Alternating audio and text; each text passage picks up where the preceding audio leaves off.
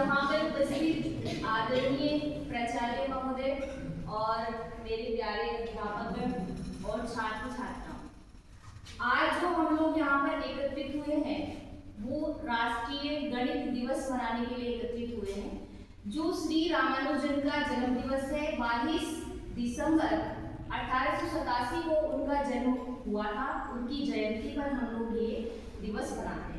ठीक है, इनका श्रीनिवास रामानुजन का जन्म 1887 ईस्वी को तमिलनाडु के कोयम्बटूर डिस्ट्रिक्ट में हुआ था, जिन्होंने संख्या पद्धति विश्लेषण और जैसा कि हमारे सर ने बताया कि 3884 प्रमेय इन्होंने दी थी।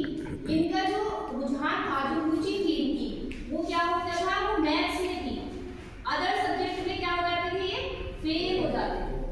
तो इनकी रुचि मैथ्स में बढ़ती गई और ये क्या करते गए, खोज बाकी करते गए।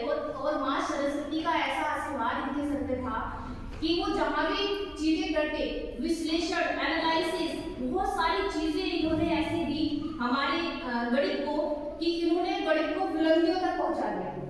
दूसरे और भी हमारे गणितज्ञ हुए हैं, जो आर्यभट्ट है। आर्यभट्ट के विषय में आप लोगों को पता होगा, किस चीज की खोज की थी इन्होंने, जीरो।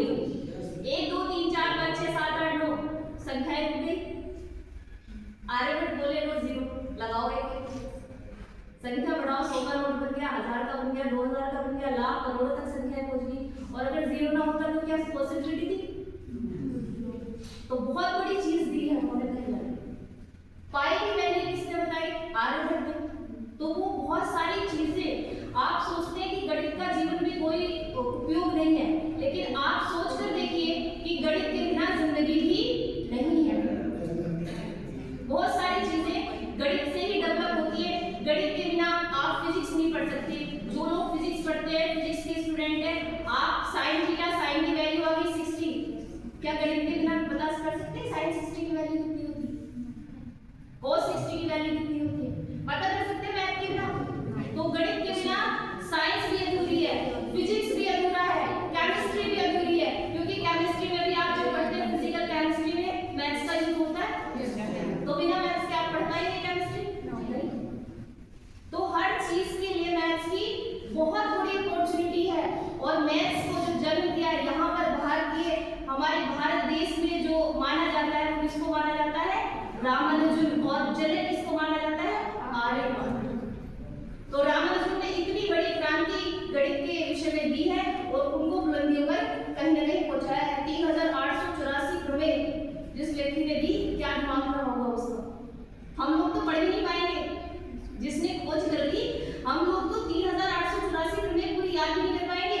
और उस व्यक्ति ने क्या किया, उसको उसका आविष्कार किया, कहीं न कहीं उसको खोजा।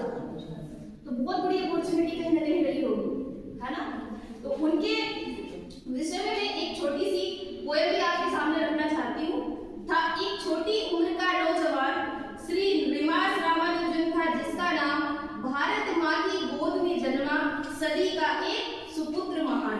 बचपन में थी कुछ ऐसी लगन, संख्याओं में थी उसकी जान, बड़ी बड़ी समीकरणों को पल में कर देता था आसान, असंभव को बना के संभव कर दिखाया वो नादान, हार्डी भी हो गया अचंभित देखकर उसके परिणाम, जाने क्या